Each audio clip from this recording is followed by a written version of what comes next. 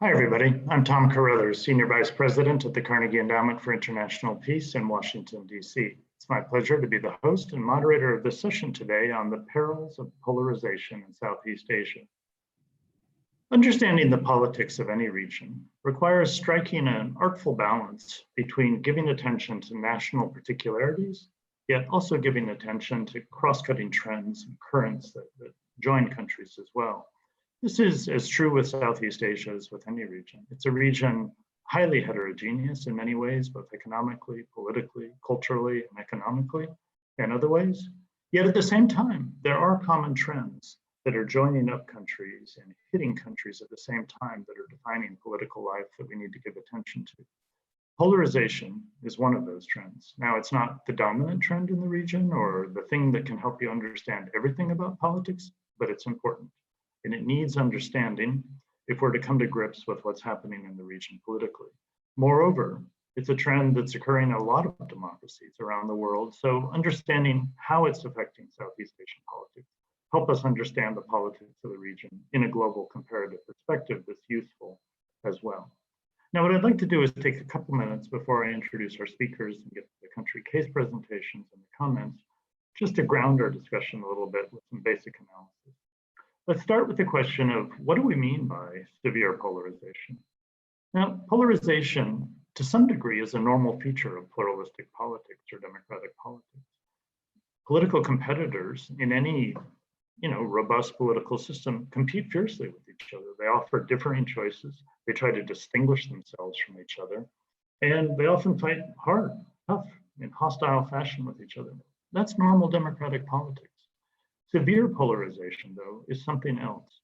It has a number of sort of defining characteristics.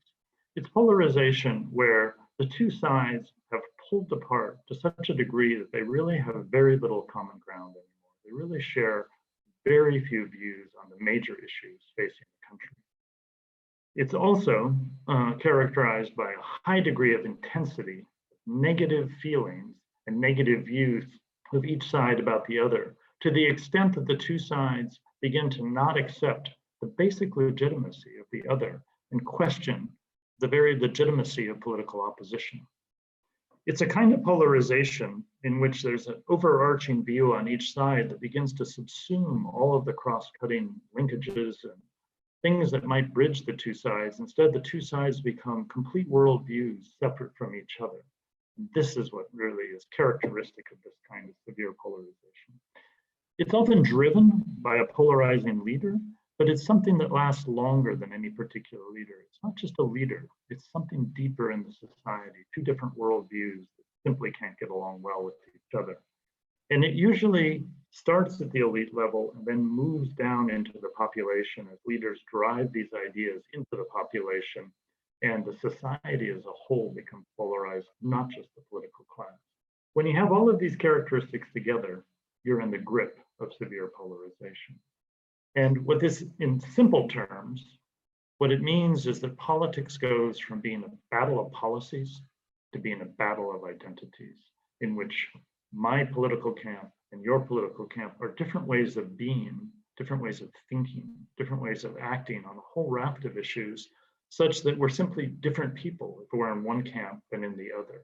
And this clash of identities and the definition of politics as an identity struggle is unfortunately becoming very characteristic in 21st century politics in many countries, and quite prone to encouraging this sort of polarization. Now, what's the basis for division in many societies? In the comparative work that we've been doing at Carnegie on this topic, we found that they're usually one of three bases that's determining the divide between the two sides, or some combination of these three. Could be ethnic divide, could be one ethnicity versus another that simply don't get along well and have different worldviews. It could be a religious divide. And that's not so much two different religions. More often it's a more progressive, inclusive vision of one religion versus a more strict conservative or orthodox conception of the religion. So there's sort of two different visions of how that religion should play a role in socio-political life. Or it may be an ideological division, a division about conception of how power should be organized in the society, big government versus small government, royal government versus non-royal government, or whatever it happens to be ideologically.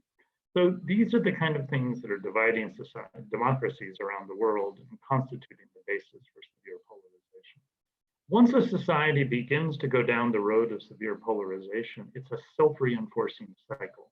Anybody who's living in the United States or observing US politics these days knows about self-reinforcing cycles of polarization, which we're seeing almost day to day, a negative spiral of action and counter-reaction polarization that sort of grips the country harder and harder in this vice of animosity between the two sides. And this process is destructive of political norms, destructive of institutions, because the battle crushes the norms and the institutions that try to contain it. So it tends to, over time, be destructive of democracy itself. And in Southeast Asia, we have some examples like Thailand that we'll talk about, where it has been highly destructive of basic democratic institutions. Now, let me just finish up my opening remarks with a couple of comments about the region that we're talking about today.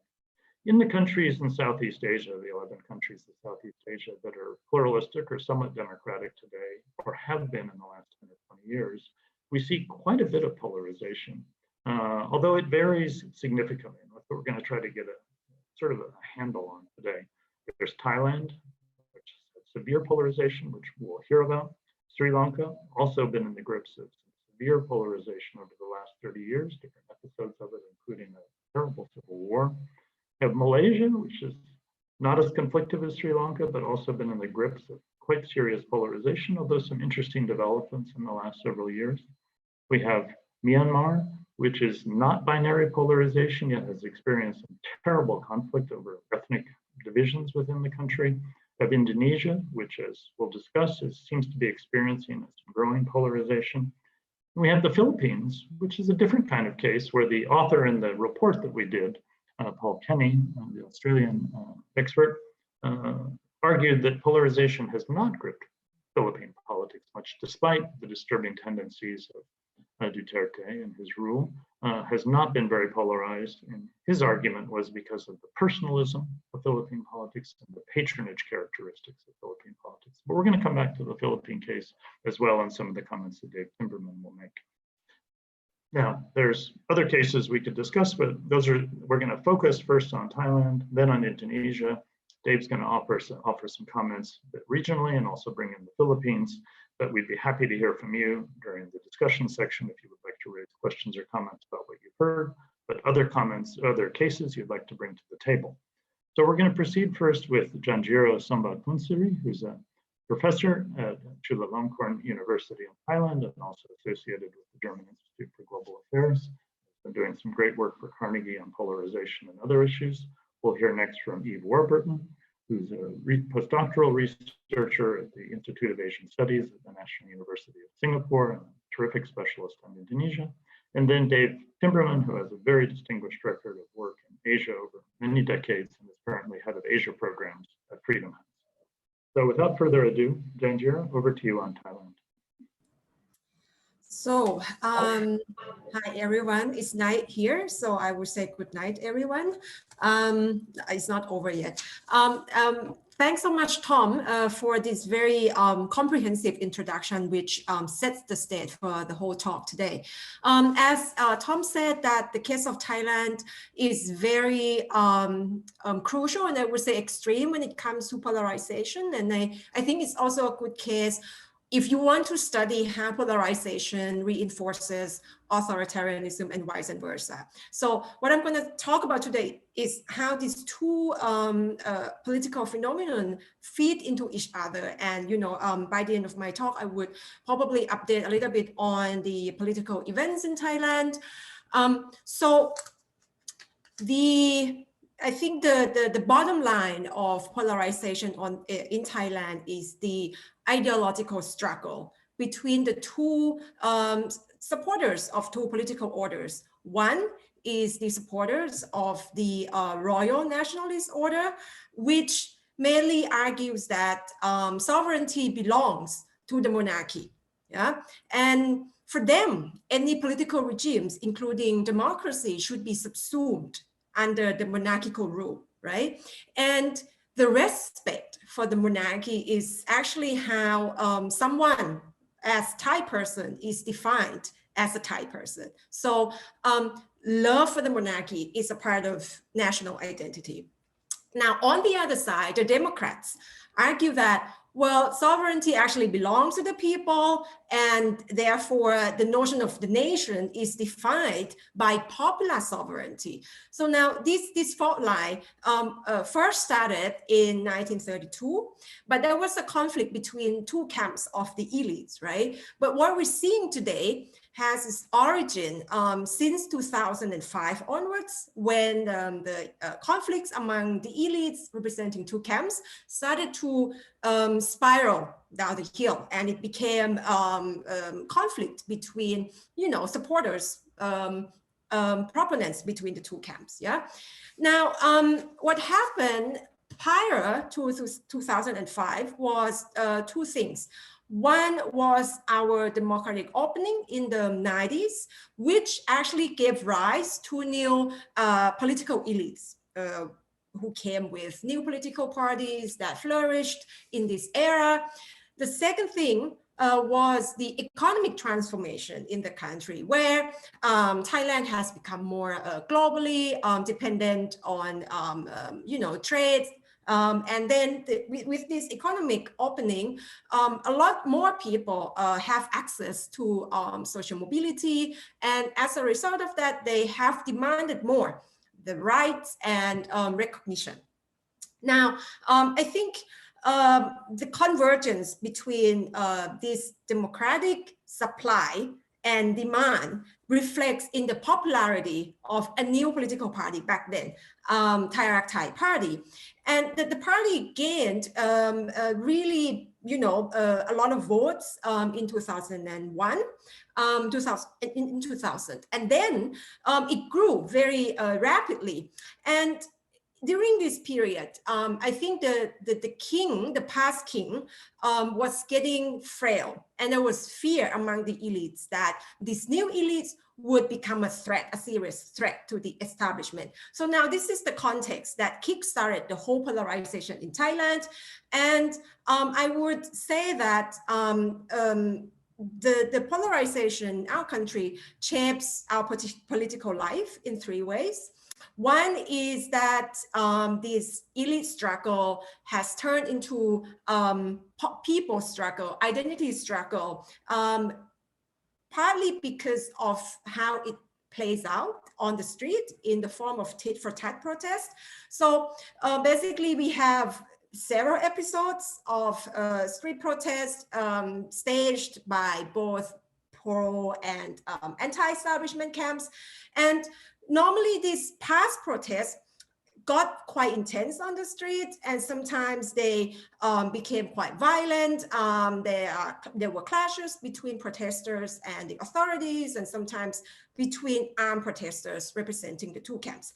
Now, the second pattern of how polarization shapes our political life is that the consequences of these tit-for-tat protests on democracy and on reinforcing the polarization itself has been quite serious.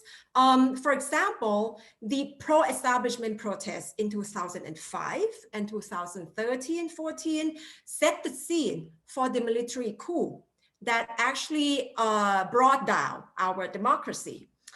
Then in 2010, the military crackdown on the anti-establishment protest, and that actually pushed the anti-establishment supporters further away from the elites, right? So the society became very polarized after that violent crackdown. Now, the third and last pattern is how the polarization that played out on the elite level basically influences personal relationships, influences how we define ourselves. So between the two camps, the pro and anti-establishment, they have labeled each other. The anti-establishment was once called yellow shirt, and sometimes they call all kinds of things, including fascist. And the anti-establishment was called red shirts, and like their opponents, they will call other things, like they will call buffalo, which means stupid in Thai language. They will call disloyal, they will call traitor, so on and so forth. And just one anecdote that, because usually the conflict in personal life shaped by political polarization peaked in accordance with political protest on the street. And just recently, because now we have this ongoing protest led by the young people, and we started to see the recurrence of this trend of political polarization affecting personal relationships, because these protesters are children of someone, right? And their political ideas are very different from their parents, who are more conservative than them. And they started to recruit their parents. They started to argue with their parents. And as a result, some of the parents threatened to kick them out of the houses. So I think this is one of the recent examples that reflect how polarization can actually shape personal relationships. So last point here before I stop, the updates, like what has been going on in Thailand for the past few years and how the COVID affects political polarization. I mean, from 2014 up until last year, we've been under military junta. And the way in which the military government dealt with polarization was to crack down one side of the party, right? So what you have is suppressed conflict, not resolved conflict. And as a result, this polarization, instead of being dissipated, is actually getting hardened, but nobody can express their grievances. Nobody can shout that they're angry at the elite. So 5 years of suppressing this disagreement with the establishment. And then I think from early this year onward, it exploded. What we see on the street is, again, the mobilization of the anti-establishment, but this time they are represented by young people, by students, university students, high school students as young as 14 years old, who feel that they do not have a future in this country. Yeah, so I think that's one thing. And the COVID, Thailand has done pretty well in terms of managing the pandemic, but then, as we all know, the difficulty about this pandemic is that you have to balance between the healthcare responses and the economic responses. So the Thai government's responses have been skewed towards the healthcare, but the economic responses have been very insufficient. And so what happened is that these young people, not only do they have political grievances, but they also fear that they would not have a job. And then you have laid off workers all over the country. So this is a perfect storm for the government. And right now, the crisis of governance is also influenced by the role of the monarchy, the absent monarchy. And then people start to ask, we are suffering, where is our monarch? And trying to conclude my talk by saying that what we're seeing right now, just last Saturday, the latest student protest, there were speeches critical of the palace. And at first I was scared that this would not go well. The authorities would actually go after them. But what was quite interesting is that the speeches touch upon several things that you usually normally don't talk in public life, right? And that actually provoke, that actually make a lot of people angry, people who still feel that they love the monarchy. And now we might see another resurgence of polarization in Thailand. So.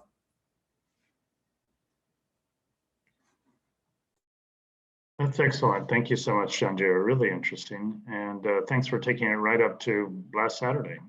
This is a live topic in Thailand. We'll come back to that, to the current wave of protests, and talk a bit more about it. Eve, over to you on Indonesia. Very different story, but equally compelling. Great, thanks so much, Tom. It's a pleasure to be here. So in Indonesia, there's kind of long been this divide dating back all the way to the pre-independence period between Islamic parties and civil society organizations that on the one hand seek a larger role for Islamic precepts and Islamic law in public life in Indonesia. And on the other hand, you have more pluralist parties and organizations that promote a more kind of multi-religious vision for the Indonesian state. But for the most part, and certainly for most of the democratic period, this division has been relatively latent, and it's only been made manifest in a sort of powerful, potent, consequential way over the last 5 years. And I'm going to argue that there's sort of three really important ways in which polarization is being made manifest. So the first one is in electoral politics, campaign styles and electoral outcomes. The second is this increasing willingness of the incumbent administration to engage in kind of illiberal tactics to contain what it sees as an Islamist kind of linked threat or an Islamic threat. And then finally, we're seeing this increased sort of partisanship infecting civil society organizations. I'm going to argue that each of these manifestations is having the effect of eroding Indonesia's democratic norms or chipping away at them, Indonesia's democratic norms and institutions. And the COVID pandemic, I think, has really only intensified some of these trends. So on the first point, on electoral politics and campaign styles, so really starting from 2014 and up until the most recent presidential election in 2019, each of Indonesia's sort of major election campaigns have become increasingly exclusivist in their style and even sectarian. And so on the one side, we've had Prabowo Subianto, who's, while not an Islamist himself, has allied with Islamist organizations and groups and political parties. And he's come up against the incumbent President Joko Widodo, or Jokowi as we call him, who's backed by the most pluralist party within Indonesia, the PDIP. And in 2019, both sides really kind of used a much more kind of set of exclusivist identity-based appeals than they had in previous elections. So they painted each other as kind of existential threats to their own religious lifestyles and identities, and even to the sort of foundation of the Indonesian nation. So they really raised the stakes of that election. And voters really bought that message. It was really absorbed by constituents on both sides. And you can see that because the political map was just so much more divided than it ever has been in Indonesia's recent democratic period. And so basically what we found was that, or what was very clear, was that voters' sort of religio-cultural identity was a really strong predictor of who they chose in this election, whether they chose Jokowi or Prabowo. So basically what we've been seeing over the last 5 years is increasing the mainstreaming of sectarian campaign styles and the mobilization of this sort of fear of the other in a way that undermines democratic norms of tolerance and sort of support for the political participation for all citizens. Now, this brings me to my second point. So as a result of these really tightly fought campaigns, the incumbent pluralist government has come to see sort of Islamist affiliated organizations and political parties and has been treating them as a really serious threat. And so we've seen enhanced efforts by this government to harass and intimidate opposition groups. It's not systematic, it's not as widespread as you would find in other countries like Thailand during the junta years, or in the Philippines or in other places. But it's sort of fragmented, but it's there and it's increasing. And it was certainly increasing in the lead up to the 2019 elections. But even when the Jokowi government won those elections, it's sort of maintained this sense of existential threat. It's kind of sustained the polarized mood, and it's done so in a number of ways. But I would highlight sort of some of the regulations that it's put in place. One of which is a regulation that regulates against expressions, whether online or offline, of radical Islamist anti-state ideas among civil servants. And these terms are sort of very vaguely defined. And that regulation is intended to sort of pressure, expel in some circumstances, or not to promote individuals who the government sees as having kind of more Islamist political leanings. And this brings me to my sort of my third point of how polarization is manifesting.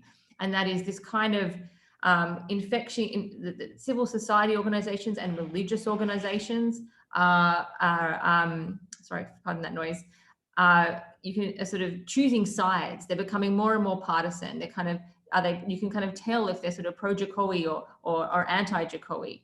And what that means is that you have religious organizations, NGOs, but also the media, kind of organizations that we would have once considered to be really important defenders of Indonesia's core democratic institutions, becoming actually much more willing to sort of overlook repressive tactics used by the administration, as long as those tactics are sort of directed at the enemy or at Islamist groups or organizations.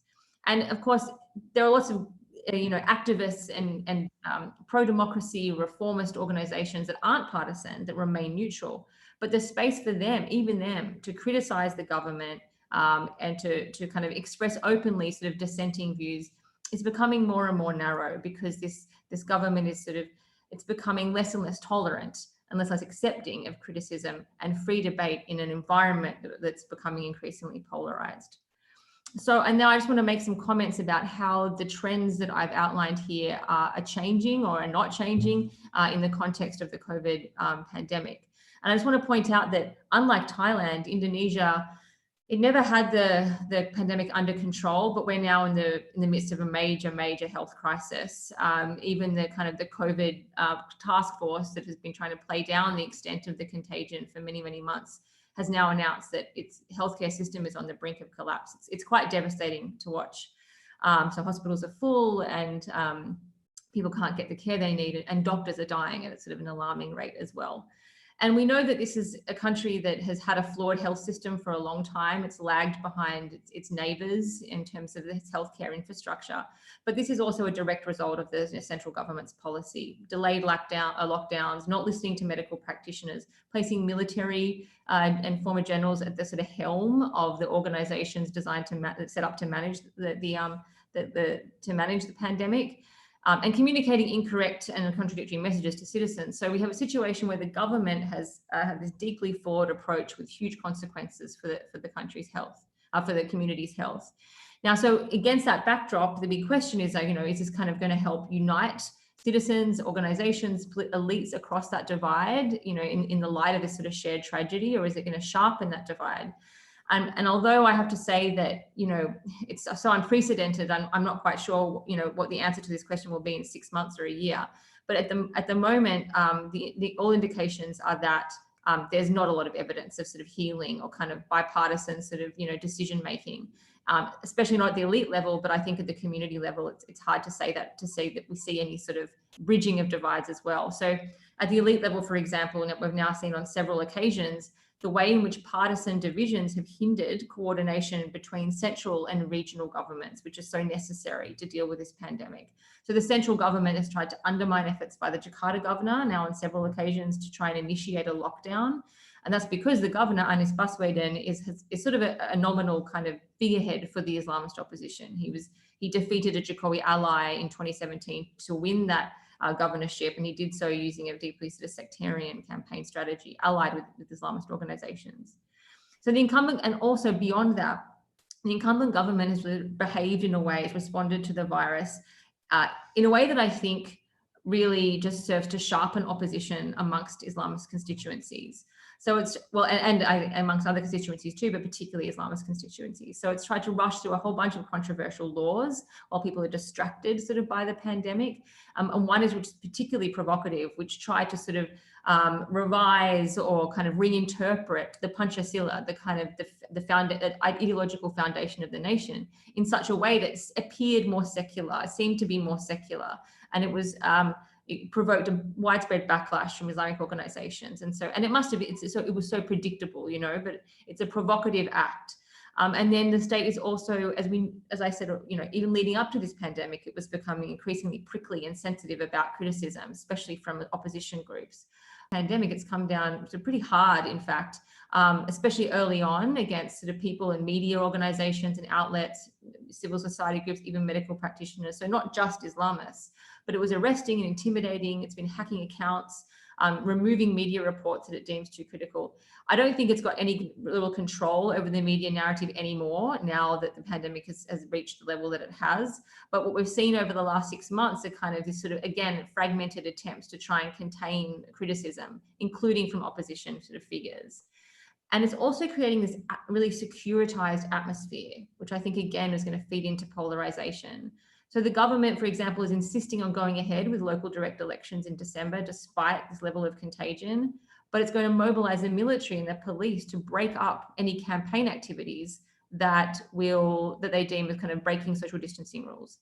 It's been carving out a much bigger role for the military in non-security affairs in general, but also in regards to this pandemic. But even it's been mobilizing non-state security organizations, vigilante groups, kind of community policing organizations. And that's a really dangerous sort of act, I think, to kind of blur that boundary between state and non-state security groups and to get citizens to police each other in parts of in Jakarta, say, which is a really polarized sort of place. So I think all of these actions consolidate the opposition, and they might sort of chip away at support for the administration amongst liberal kind of human rights activists, intellectuals and journalists. But I don't think that's enough to fundamentally change the pattern of polarization that I've described above. And indeed, what we've seen at the community level, what the polls are telling us is that despite everything I've just described to you, people who voted for Jokowi in 2019 continue to be satisfied with his response to the pandemic. And those who voted for Prabowo against Jokowi are the ones who are dissatisfied with the response. So that partisan lens is sort of affecting how people are even interpreting this pandemic. I'll leave it there, but yeah, obviously you can elaborate more. Excellent. Well, that's just incredibly interesting and a terrific overview, disheartening on the pandemic and just a terrible picture. I'm going to turn to David Timberman now, and I've asked him to react a bit to what he's heard, provide some comments, maybe some questions to Eve and Janjira, but also to offer some thoughts. David, an expert on many things related to Asian politics, but especially on Philippine politics, and I asked him to touch a little bit on the Philippines because it's an interesting and contrasting case as well. So, David, over to you. Great. Good morning, everybody, and thanks to you, Tom, and to the Carnegie Endowment for giving Freedom House the opportunity to at least nominally co-sponsor this event. We appreciate it. I'm very pleased to be associated with a typically high-quality Carnegie research initiative, and especially one that focuses on South and Southeast Asia. I'll try to keep my remarks brief on the assumption that most viewers want to direct their questions to the two presenters. So first, I'll make a few comments about the two excellent presentations, actually based more on the chapters that they wrote in the volume, but not too far removed from the presentations. And then, as Tom mentioned, I'll also make a few comments on the Philippines case study, which is included in the volume. And then I'll conclude by highlighting what I think are some of the more interesting themes and issues raised by the volume, sort of in a broader comparative perspective, with a broader comparative perspective. So to begin with, congratulations to the two presenters for their excellent chapters and presentations. Let me begin with Thailand and Janjira's chapter. I don't follow Thai politics as closely as I follow the politics in some other countries, but Janjira's framing and assessment of the political dynamics in Thailand seem on the mark to me.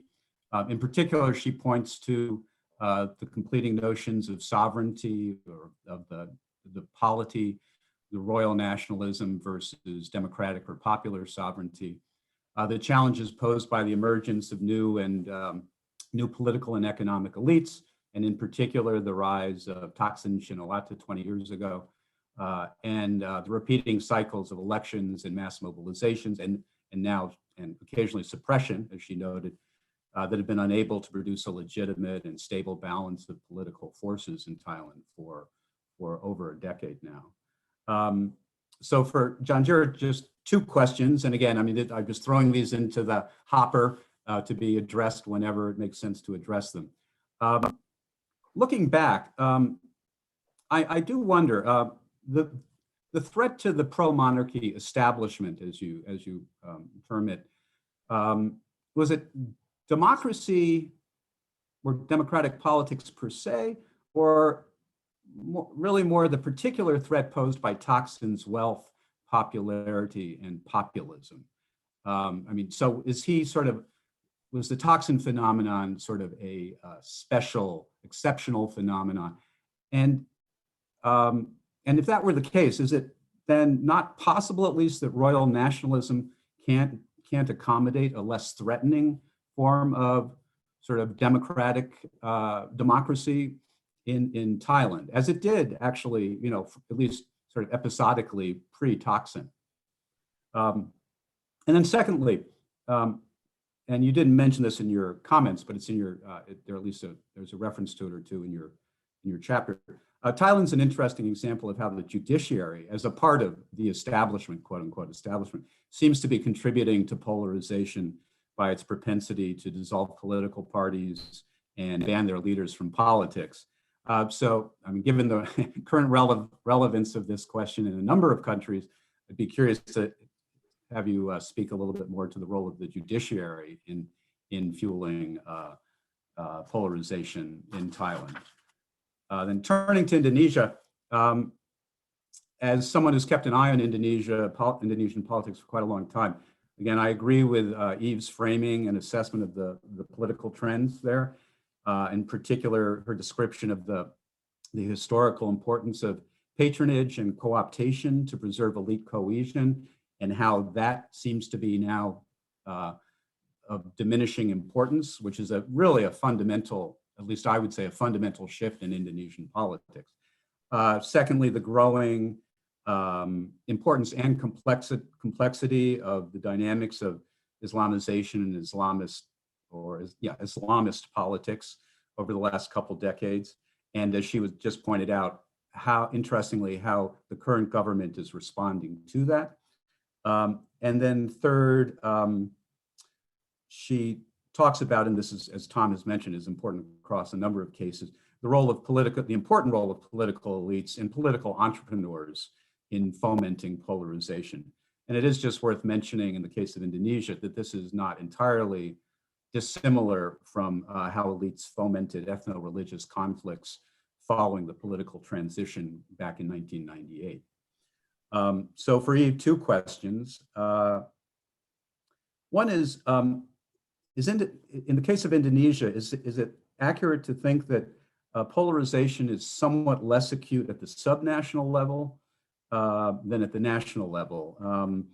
At this, you know, my recollection from, you know, the stuff that I've read about prior president election cycles is that if you look at what's happened at provincial levels, you know, where governors have to appeal to often more pluralistic religious and ethnic constituents that they form, cross-ethnic, cross-religious coalitions and things like that. So, you know, that may be another dimension that's worth mentioning, talking about in the case of Indonesia. And then secondly, in Eve's chapter, she didn't mention this in her presentation, but she focuses on the importance, she feels that the President Yudhoyono during his two-term administration played in sort of as a balancing and moderating actor, sort of holding things together. And so a question would be, is it now inconceivable to imagine that there couldn't, you know, has Indonesian politics changed so much that you couldn't imagine another SBY-like figure, you know, coming to the forefront, looking ahead? Okay, so next, to turn to the Philippines, there isn't a presentation on this, but there is a chapter in the book. As someone who's followed the Philippines for quite a long time, I wanted to make sure that that chapter isn't ignored. In the volume, it's offered as an example, as Thomas said, a country where there's little or no polarization. So in a sense, it's nice to think that for once, the Philippines doesn't have a problem that other Southeast Asian countries have, because normally it's one of the more problematic countries in the region. Paul Kenny's conclusion that there is little or no polarization is based on three observations, all of which I basically agree with. First, that ideological, religious, and socioeconomic cleavages in the Philippines don't overlap. Secondly, that Philippine politics are basically driven by personality and patronage considerations, which tend to mute polarization. And third, the continued popularity of President Duterte, who, as some will know, continues to enjoy a high level of support, despite, or maybe in fact because of, the fact that he's waged a war on illegal drugs, but also a war on his political opposition and on the independence of the media in the Philippines. So it's a compelling argument, and as I say, one that I basically agree with. However, I would like to offer three sort of qualifying observations. And Paul's not on the line, so I can say these without having to worry too much. He can defend himself by email later. Yeah, right. Okay. First, I do think that many politically active Filipinos would say that prior to Duterte, there was in fact a degree of ideological polarization. Maybe not severe polarization, but at some points in time approaching severe polarization. And that's a polarization between groups that have sought to reform politics and governance in the Philippines, and those who have been content with traditional, personality and patronage-driven politics and governance. And actually, in Bridget Welsh's chapter on Malaysia, she identifies this as an ideological or sort of policy division in Malaysia. And I think that probably holds. I think there's some truth that has been the case in the Philippines. Second, I would just maybe expand a little bit the reasons for the limited limited polarization in the Philippines, to include a combination of the Philippines' strong presidency and the power that has in a variety of different ways. Patronage politics, which has already been mentioned, the acute weakness of Philippine political parties, and then lastly, the dense interconnectedness of the Philippine elite. So I think those are all elements, some of which Paul mentions, but I think deserve attention too. And then finally, and this might be my biggest concern, the chapter doesn't consider the possibility that organized political opposition to Duterte is limited by the government's effective intimidation and suppression of it. So while yes, Duterte remains popular, and yes, it's very difficult to observe significant organized political opposition. And there are a variety of reasons for that. But one of them, I would argue, that should be considered at least is government repression. So I'll just mention that and end with that. So finally and briefly, let me just make, now it's 5 other general observations. First, on the economic dimensions of polarization, the contributors in the volume note, Tom has noted, economic transformation across Southeast Asia creates a potentially volatile mix of emergent political elites, greater inequality, and new societal aspirations, all of which I agree with. But in addition to this, a more, in a sense, political economy-oriented approach might also look at the accumulation and distribution of wealth across any given country's ruling elite to see if that distribution of wealth fuels or dampens polarization. So how the wealth of political / business elites, oligarchs in Indonesia or the Philippine context, may or may not actually also fuel polarization. Second, as the general question, and one that I've already touched on, is polarization more acute at the national level than at subnational levels? As I say, I think that may be the case in Indonesia. It seems to certainly be the case in India. I don't know Malaysia well enough to know whether it's true in Malaysia. Third, and this I'm just adding because it's been touched on briefly in the presentations. What are the military's views of polarization? I mean, in some ways, of course, military or security forces are strengthened by it or can benefit by it. But in other ways, if it's provoking conflict, in fact, destabilizing politics and governance, there may be a different perspective within the military. Now, it may be very difficult, if not impossible, to know that, but I think it's something to keep in mind. And then fourth, I mean, in many countries, including the US, I mean, we're faced with the apparent intractability of polarized politics. It's a difficult period for all of us. But of course, there's the fascinating question of, so what are the responses to this? What's going to emerge from this? You know, politics are not static, I like to think. So, you know, what are we beginning to see, or will we begin to see in terms of, you know, new forms of political organization and mobilization, new forms of social movements? Janjira mentioned the youth, you know, differing perceptions or attitudes among the youth. So, I mean, these are really, I think these will be really interesting issues going forward. And finally, concerning the impact of COVID on polarization, I do urge a longer term perspective. I think it's still too early to tell how the handling or mishandling of the pandemic will affect perceptions of leaders and government performance. You know, what will be the longer term socioeconomic and fiscal consequences, you know, of government responses, and what impact will those have on political attitudes and behavior? And then finally, maybe to try to end on a more hopeful note, you know, and perhaps will the result of the pandemic lead to a greater recognition of the need for more societal cohesion and less polarization? So Okay. with that, I'll stop. All right, thanks, David. Lots to chew over there, and thanks for the optimistic question at their point at the end. I'd love to hear questions and comments from audience members. You can put them into the YouTube chat function and they'll come through to me.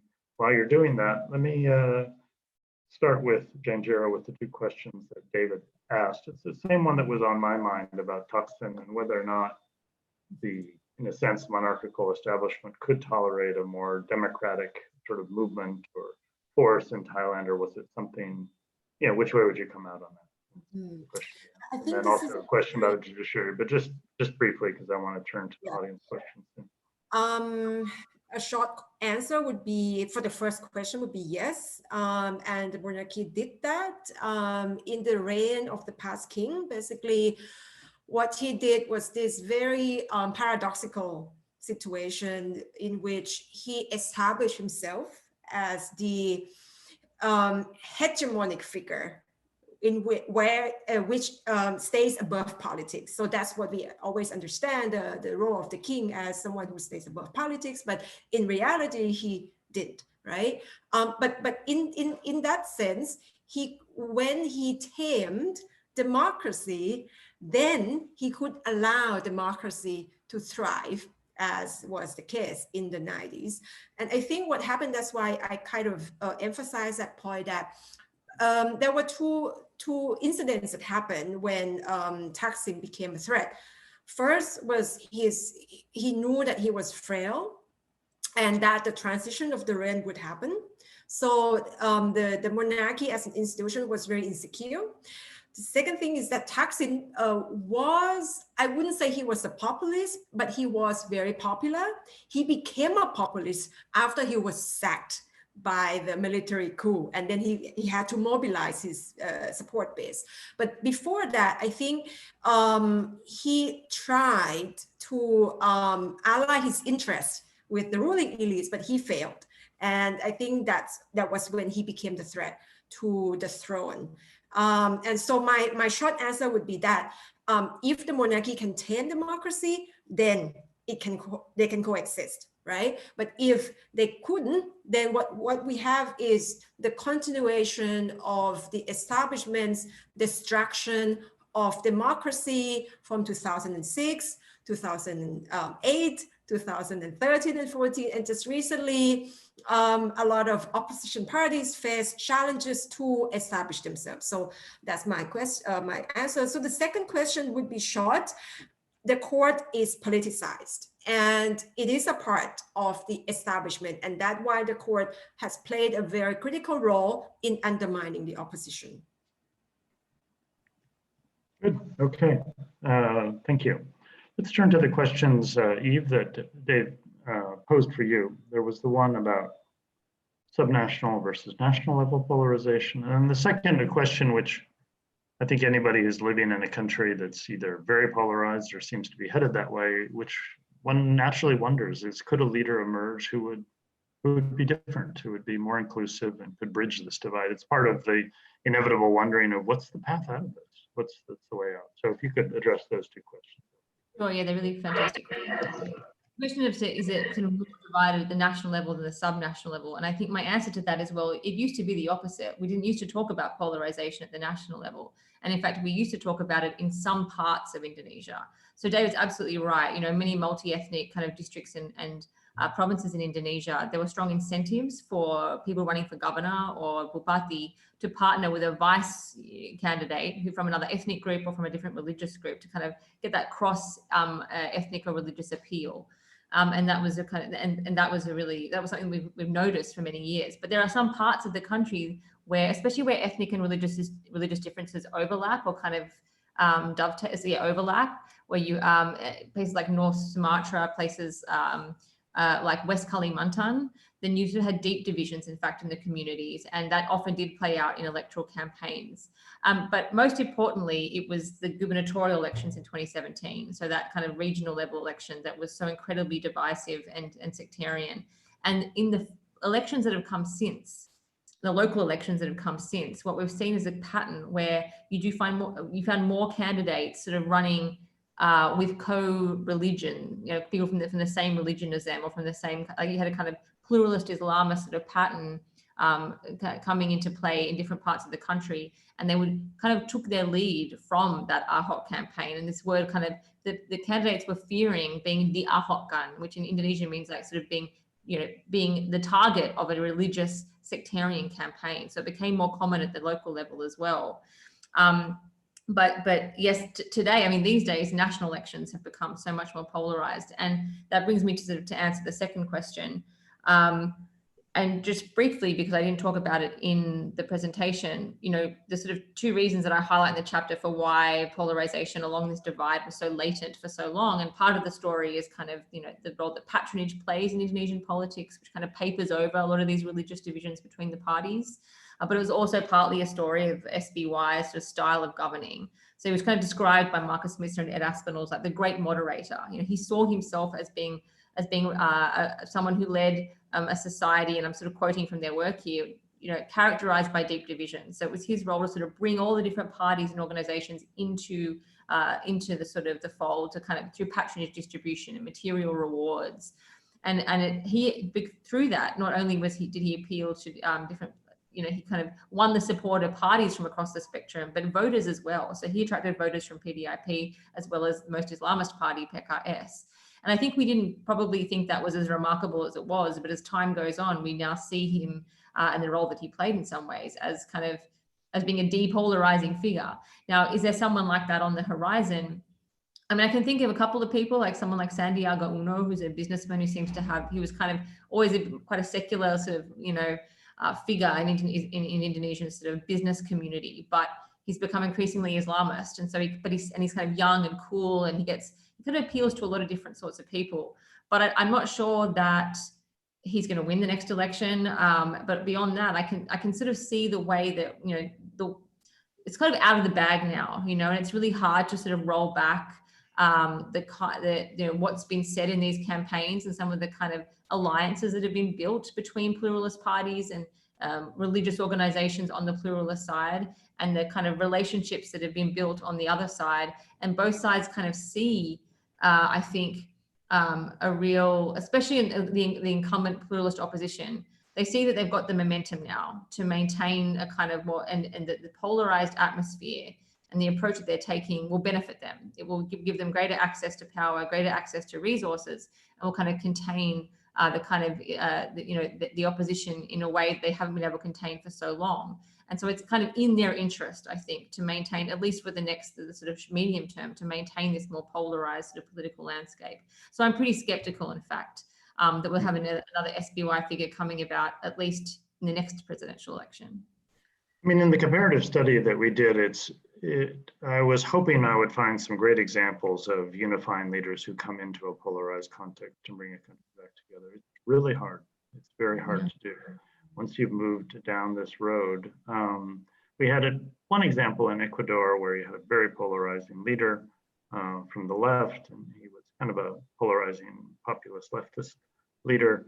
And then he chose his successor who came in who just had a different spirit. He was a more unifying kind of person. But he paid a price for that politically, the new person, in that his own followers were a bit skeptical about being so conciliatory. You know, they were out for blood. And those on the other side were kind of skeptical. Sort of, you know, can we really trust this? And of course, economic concerns were the most salient. People ended up being very unhappy about certain economic outcomes or policies, and he didn't get much credit for trying to be depolarized. And I think that's one of the disturbing sort of things we see is you don't get much credit for being a nice guy politically these days in a world of this kind of identity group conflict. I want to come back to you, Janjira, on the protests, which are on people's mind these days, because we see, I mean, it kind of reminds me back in the 80s with South Korea, you know, it used to be we sort of would see month after month, year after year of protests and think, wow, South Korea ever going to move beyond student protests? Well, they did eventually. Thailand's had a lot of protests over the last 15 years, my goodness. Tell us a bit more about this current wave of protests. In a sense, what do the students want? And where do you see this going in simple terms? I would say there are two main branches of demands by the students. One is the constitutional change, which is quite acceptable for a lot of Thais. The other is more difficult and hard to accept for Thais, which is the reform of the monarchy. So the latter, I think, is now introducing or reintroducing polarization in the country after being suppressed by the military rule for some time. So I think what the students want is a systematic change. They do not want, you know, wishy-washy policy changes anymore. They do not want just like an empty promises by the elites. What they want is that the state protects them and provides them with justice and opportunities in life. And I think this is an overhaul, systematic change. I do not know whether these changes will be realized in Thailand. And I think what we are seeing is a potential of stalemate. Basically, the protests will go on, and the elites will not compromise because what the students ask are too much. It's systematic change. So we are going to see a many months protest. Yeah. We have a couple of interesting questions from Greg Kahalia, who works for Internews based in the Philippines. One of them is this. What role do we think online disinformation and social media more generally plays in polarization dynamics? I guess I'd start with a basic answer, then ask Eve and Janjira if you have a different take on it. Our study comparatively showed that in a sense it's oil on the fire. Social media is a very good tool for a polarizing dynamic to worsen because of the information bubbles, the tendency towards simplistic views, extremism, and so forth. So that we see it as an accelerator, but not an original cause. And is that, you know, on a scale of whatever to whatever, in a sense, how do you think of social media as playing a really significant role in this process or not? And then second is role of outside. We haven't really talked about regional powers or extra-regional powers and polarization. I know in the study in Sri Lanka, in the report, for example, the author, Professor Kadir Gamar, highlights a bit the role of external powers, in particular the global war on terrorism, which kind of inflamed discourse about Islamism, and that spread into Sri Lankan politics. And he talked about that role of external dynamics in polarization processes. You see, and Greg asked particularly about China, maybe on Thailand, for example, Janjira, as China relates to Thailand in this polarization process. Does China stay back from it and say simply, you know, we're in a relationship with the government, we don't want to get into local politics, or is there a feeling rather of China inserting itself a bit in some way? So first on social media and then on external powers. Janjira, over to you. I think in Thailand, there are two things that are happening at the same time in terms of disinformation. One is that it seems to reinforce polarization, but I would say that the effect of the social media is more about how it creates the enclaves, right? So the algorithms that prevent you from hearing the other side's opinions, for example. And I think because of the enclaves, therefore the circulation of this information is easier. Then the second thing is that the notion of fake news as is used in Thailand is a weapon used by the ruling elites because they capture the state power.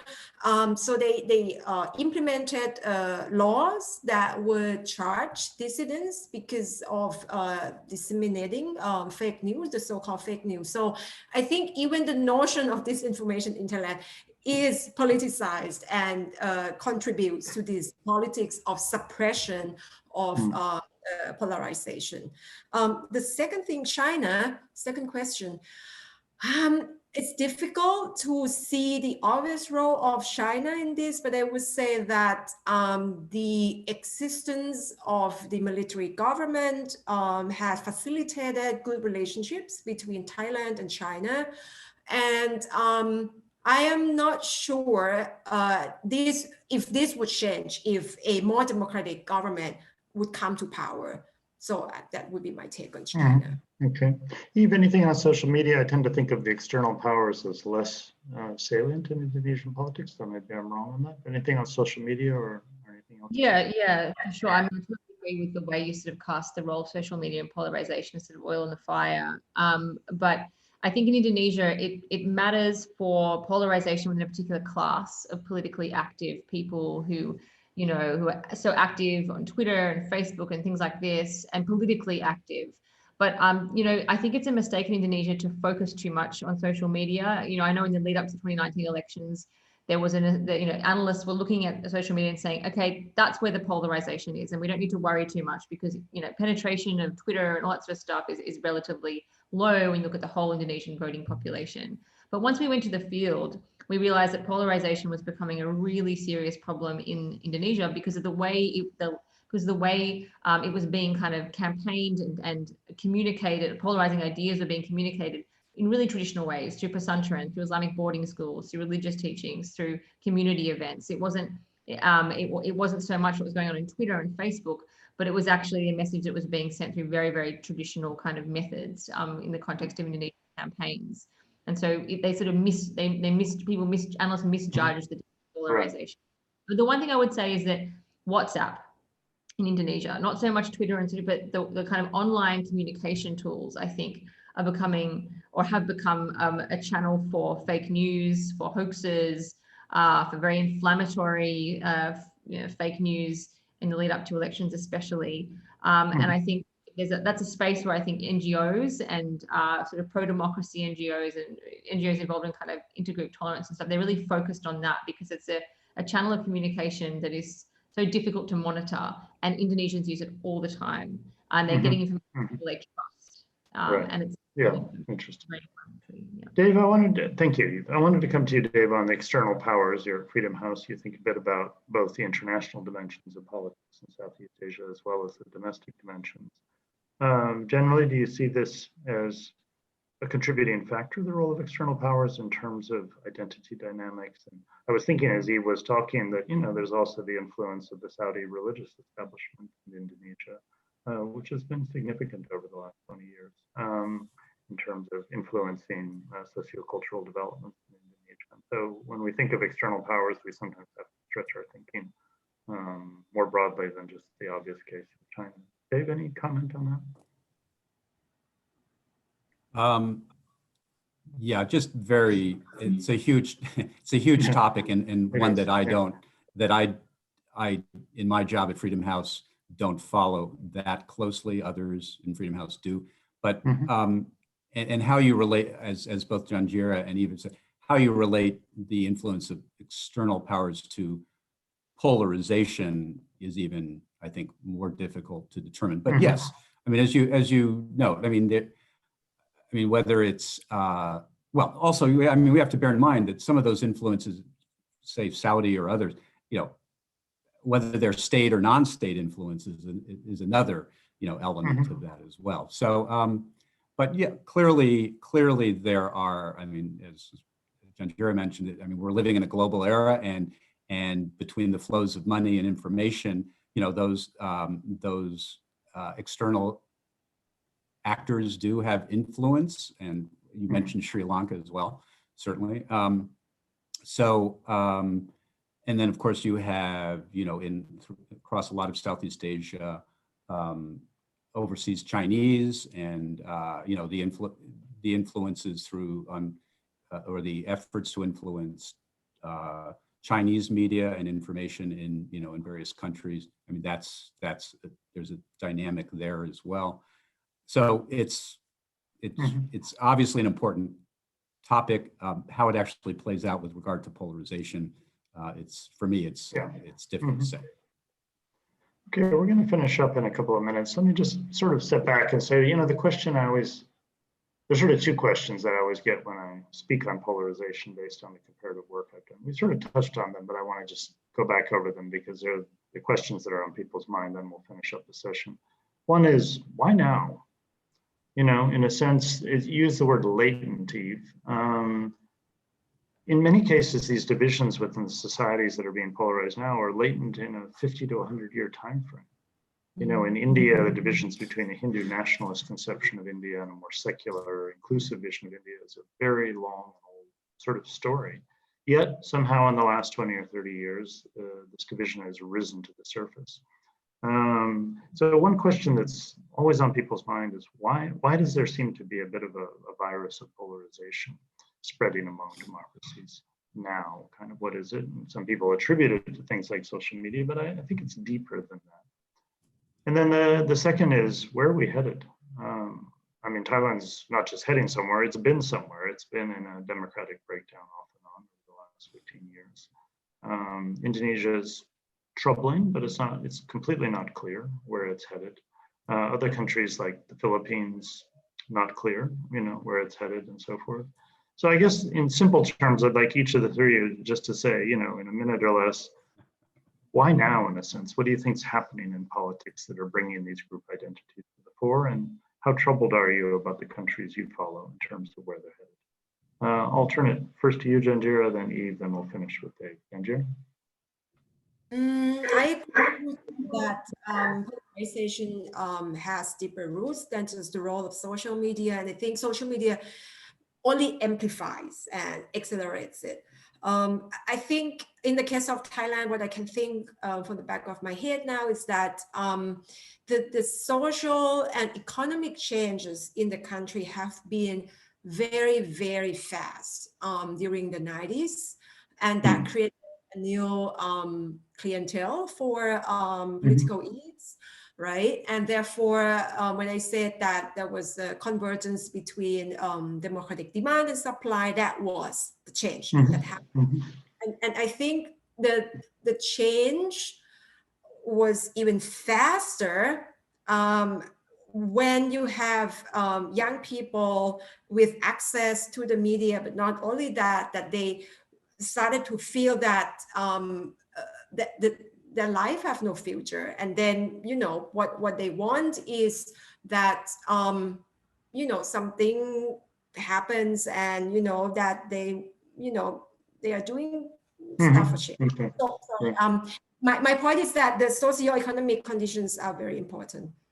Yeah. Eve. Oh, you didn't tell me how concerned you are, Janjira. Are you worried? I am. I feel storms are coming, and I think last Saturday was really a turning point when it comes to protest. I'm not sure how the elites would respond to that, but I think it would not go down. Okay, Eve, just 1 minute or less. So I think Indonesia, obviously there's a lot of kind of domestic conditions that help give rise to this mobilization, but there's also conditions that were particular to Indonesia, but there are also conditions that Indonesia sort of shared with other countries around the world where you've seen this rise in polarization.